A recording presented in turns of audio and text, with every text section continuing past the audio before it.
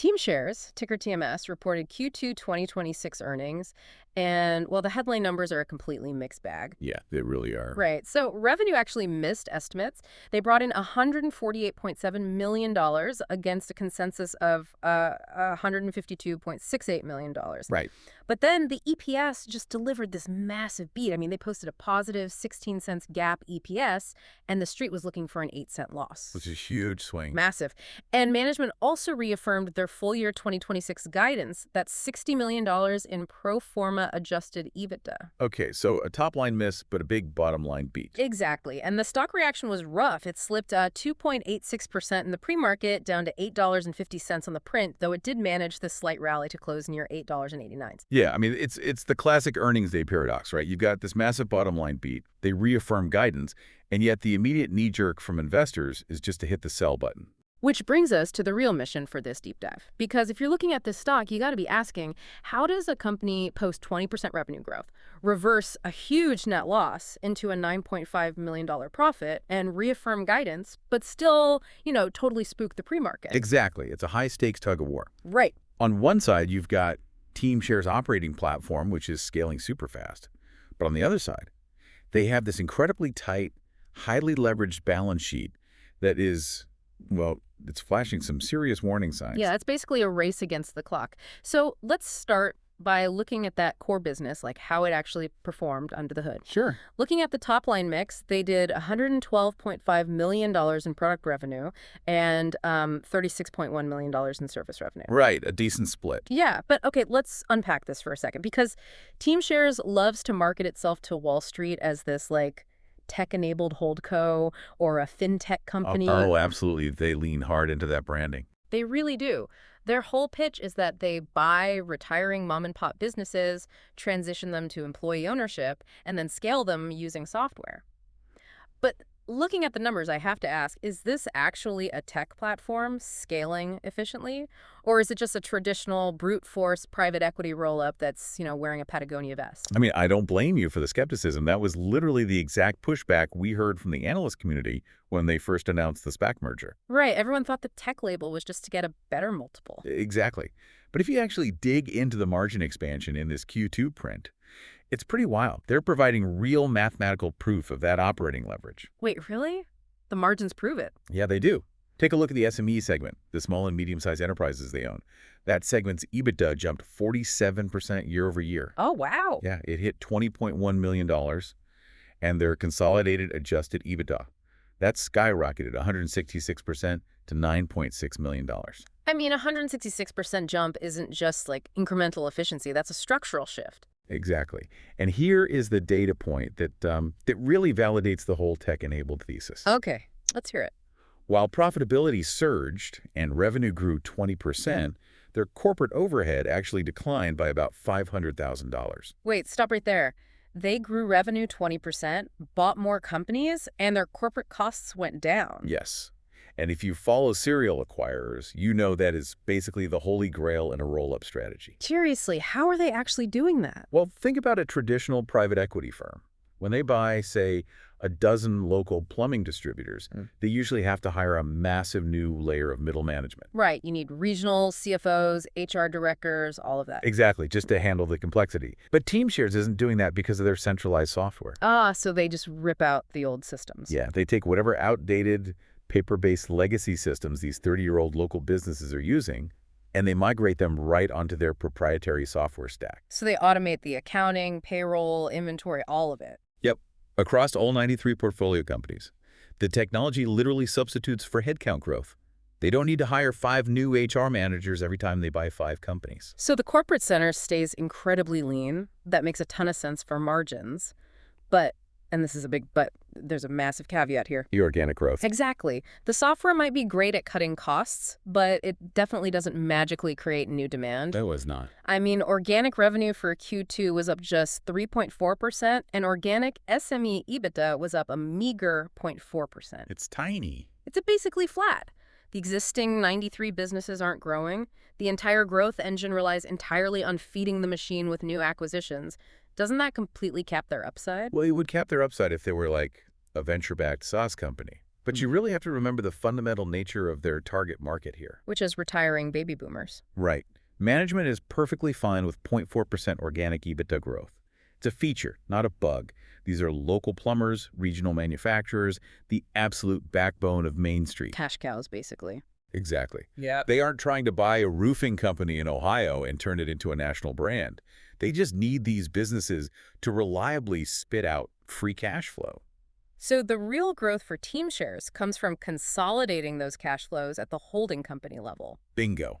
Not from hyperscaling any single business. Okay, so if the existing businesses aren't growing, they have to constantly buy new ones to survive. Let's look at how they're managing that pipeline. Yeah, the acquisition strategy is key. On the call, CEO Michael Brown kept pushing this idea that being a public company is this huge strategic growth advantage. Right, because public markets theoretically give them faster, cheaper access to capital compared to private equity. But I gotta challenge that narrative. If they have this amazing access to capital, why was the first half of the year so incredibly light on closing deals? It was definitely a slow start. It reminds me of a hungry real estate developer who just got approved for a massive line of credit but hasn't actually bought any houses yet. If we connect this to the bigger picture, though, you have to look at the timeline of this SPAC merger. Okay, fair. Right. They did just go public. Right. The NASDAQ listing only closed on June 23rd. And going public via a SPAC is a massive operational black hole. Because of all the SEC filings and audits. Exactly. PCAOB audits, nonstop investor roadshows. Brown basically admitted that the SPAC hijacked the exact same people who run their acquisitions team. So the deal makers were stuck answering auditor questions instead of talking to business owners. Precisely. It was a huge distraction. But now that it's done, the pipeline is bursting. Their software is currently tracking 75,000 actively for sale companies. 75,000. That's a massive funnel. Yeah, and out of that, they currently have 10 signed, non-binding LOIs representing about $30 million in new SME EBITDA. Wow, okay. Their target for the whole year is $40 million in acquired EBITDA, and they already have $30 million sitting in LOIs. Yep. Plus, another $9 million is an active evaluation right now. And here's where management brought up a crucial detail about their business model: seasonality. Seasonality. Why does buying mom and pop shops have seasonality? It's all about corporate tax season. Think about it. When you buy a small business, you want the freshest, most official tax-filed numbers. Well, of course, you need to see the real books. Exactly. So small business listings typically hit the market in late spring or early summer, right after those tax returns are finalized. Ah, so the owner files their taxes, looks at the number, and decides it's time to retire. You got it. Then due diligence takes 3 to 4 months, which naturally pushes the actual closing of the deals into Q3 and heavily into Q4. Okay, so we should actually expect a Q4 avalanche of deal closings. Right. You can't model it as a smooth, linear progression. But that introduces massive execution risk. They have to operate flawlessly in the back half of the year, and those LOIs are non-binding. If sellers get cold feet, they miss guidance. Absolutely. And let's be totally clear about the biggest hurdle here. Teamshares can only close those deals if they actually have the liquidity to fund them. Which brings us to the elephant in the room, and here's where it gets really interesting. For the balance sheet? The balance sheet. It's the whole reason the stock dipped pre-market despite the earnings beat. The capital structure here is just stark. It's definitely precarious. Total liabilities sit at $508.5 million. The debt-to-equity ratio is a towering 9.3, and the current ratio is just 0.43. Yeah. For a company trying to acquire $30 million of EBITDA, being that heavily leveraged is terrifying. Terrifying is the word. I mean, the auditor formally included a going concern warning in the 10Q. That is basically the biggest red flag in accounting. Right.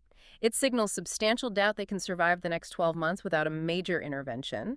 Going back to that real estate analogy, it's like buying great rental properties, but funding the down payments with short-term, high-interest credit cards. The cash flow is great, but that balloon payment is looming. Exactly. So how severe is the liquidity crunch? It's severe. They have $187.8 million of debt maturing within the next 12 months. $187.8 million, and they only had like $125.6 million in cash at the end of the quarter. The math literally does not work. It doesn't. And the critical piece is their I-80 financing facility, which is due in December 2026. That's why the auditor issued the warning. Right now, they do not have the guaranteed liquidity to pay that off. So what are they doing about it? They can't just ignore a ticking clock like that. Well, to give them credit, they are aggressively deleveraging. They cooked the proceeds from the SPAC and the PIPE, about $132.4 million, and weaponized it against the debt. Okay, so they're paying it down. How much so far? They paid off $33.9 million in Q2, and then right after the quarter close, another $20.6 million. So that's $54.5 million in deleveraging already. That buys them some breathing room, sure. Yeah. But if they're using all their cash to pay off old debt, how on earth are they going to fund the $30 million in LOIs for the new acquisitions? That is the multi-million-dollar question. It all hinges on securing new debt. They disclosed they've signed a non-binding term sheet for a new senior secured warehouse facility. Let's pause there because a warehouse facility is different from a normal term loan, right? Right. It's a specialized, short-term revolving credit line. They need it specifically to provide immediate capital to close those 10 LOIs. So they buy the businesses using the warehouse line, pool them together, and then refinance it later. Exactly. And speaking of refinancing, management also said they're evaluating multiple non-binding term sheets to refinance the rest of their high-interest debt, including that December I-80 maturity. There's that phrase again, non-binding. Yeah, that's the catch. In the credit markets, a non-binding term sheet is basically just a handshake agreement to keep talking. It's not cash in the bank. Not at all. Yeah. It's subject to massive due diligence and customary closing conditions. The execution risk is off the charts. So if the credit markets freeze up or lenders get spooked by the economy, the whole roll-up engine just dies. Yep, and that $60 million EBITDA guidance goes right out the window. Wow. Okay, so to synthesize all this, Teamshares has genuinely proven their tech-enabled model works. They can acquire businesses, standardize them, and push margins up 47%. Operationally, it's a huge success. But the financial engineering desperately needs to catch up. The whole bull thesis rests on finalizing these non-binding debt refinancings over the next few months. It's exactly where we are. But, if you pull back from just the balance sheet, there's a really fascinating socioeconomic dynamic happening here. Oh, what's the bigger picture? It's the silver tsunami. You've got roughly 10,000 baby boomers retiring every single day in the U.S., and they own these vital local businesses. Right. If Teamshares actually pulls this off, if they refinance the debt and prove public markets can programmatically buy out retiring owners at scale, are we going to see a massive wave of copycat SPACs rolling up Main Street? That would be a huge transfer of equity from local communities straight to Wall Street. Exactly. What happens to local economies when Wall Street is the default buyer for every mom-and-pop shop? Does the local plumber still sponsor the Little League team when his margins are being squeezed by a centralized software platform to meet quarterly earnings estimates? That is a fundamental shift in how local commerce works. It's definitely something you need to watch closely as Teamshares tries to walk this financial tightrope in the back half of the year. Absolutely. Well, that wraps up our analysis of the Q2 print for TMS. Be sure to hit follow on the show for your daily earnings coverage. We break down the numbers, the mechanics, and the macro trends that actually matter every single day.